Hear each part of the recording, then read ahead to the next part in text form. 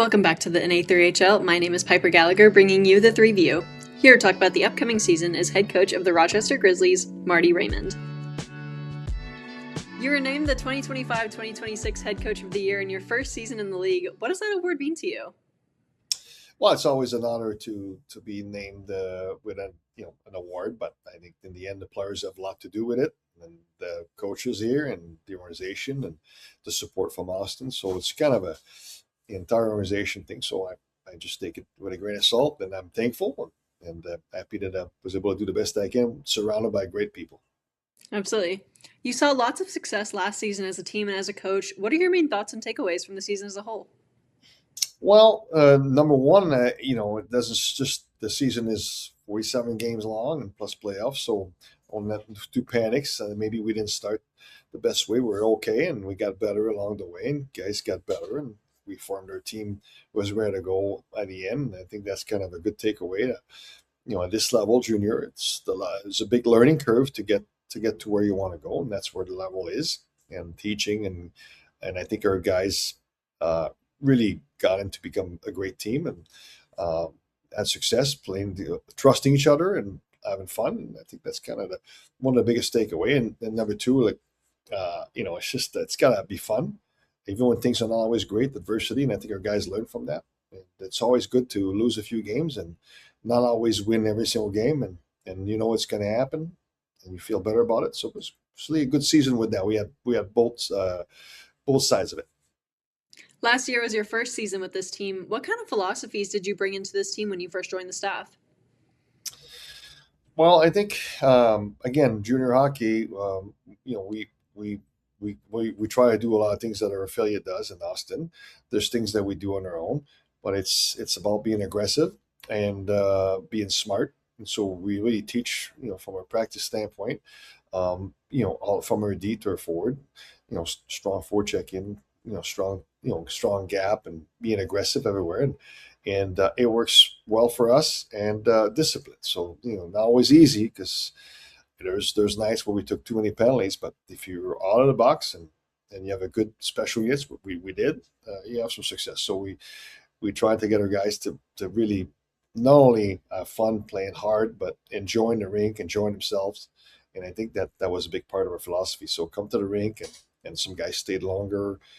We had sometimes the guys would go on the ice a second time. So it's really uh, having good human beings with you is a big plus. So we really like to get guys who buy into do the good things when nobody's watching.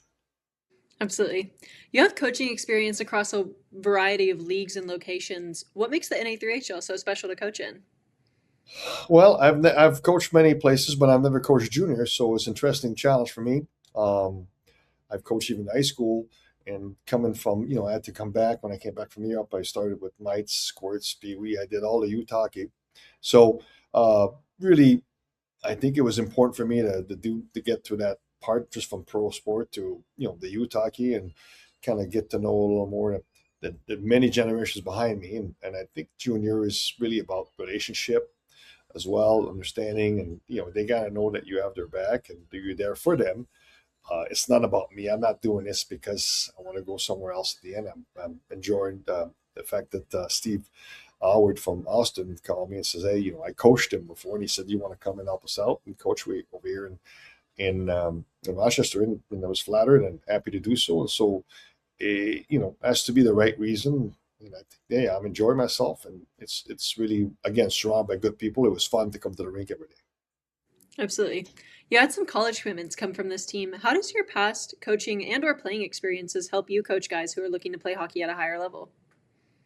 Well, I think we had a lot of guys move up, and so the good news is that we last year I think we have probably 15 call ups.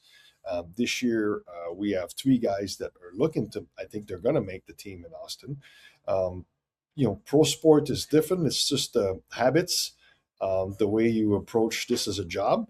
And so we try to tell our guys if they want to move up, which is very feasible. It's not for everybody, but you have to take it as a job, and you got to be serious about what you do.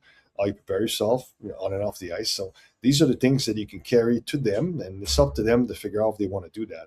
Can't push so much all the time.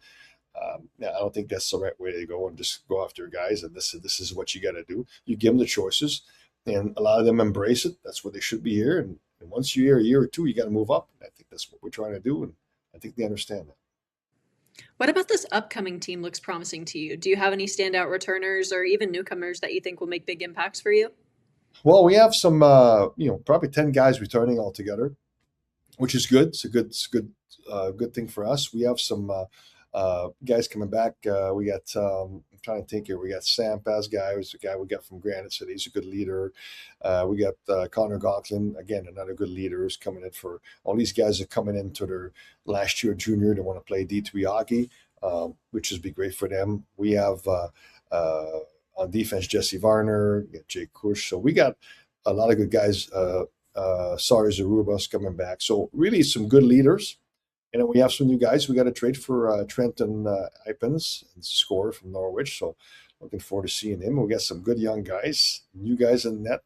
Cam Patrick is coming back, but we have other guys that have some experience that are coming back to our camp. So, yeah, we're excited. Obviously, it's early. We have camp tomorrow. We have all sorts of new guys coming in, but we also have some. Wait that September 5th or 6th, there'll be plenty of people coming back from the NHL and other leagues. So we have some spots open, and we'll see what happens. And how does having those veterans coming back contribute to your locker room and team culture? I mean, obviously the team culture is a big word, but it's just who we are. So we want to make sure we emphasize. Those guys will emphasize for me, not me, that we're here to do two things. We want to improve and move up, and we want to win, and we take it seriously. So that comes from within, and these guys will carry that message into the locker room, and the way we behave outside the rink. Courtesy to everybody, and treat everybody the same, whether it's a Zamboni driver or popcorn person or the GM of the NHL team. So if we can have that into our culture and make sure guys understand this is who we are, it goes a long way from these guys. So it's really appreciated to have them. What are some of the on ice things that you want to focus on early in the season? Well, I think last year was my first year, so probably maybe go a little longer, establishing what we do in our systems the first 2 or 3 days, and really jam it a little bit and see who gets it, and then emphasizing that day after day after day. I think last year we kind of spread it out for over 8 9 days, and perhaps it'll be better this year to move quicker. And then we have a preseason game the third week of August, and then we have one in September. So you won't have that much time. So we got to really make sure we compete hard, and this will be an important camp tomorrow. We got about 60 some kids here, and we can't keep everybody. So the compete starts this weekend. Absolutely. And then my last question for you here today is what are you most excited about for the season? I'm most excited. We had a great guy last year, Brandon Rasloff, who's moved on to Augsburg, and we got the new assistant coach Garrett Smith.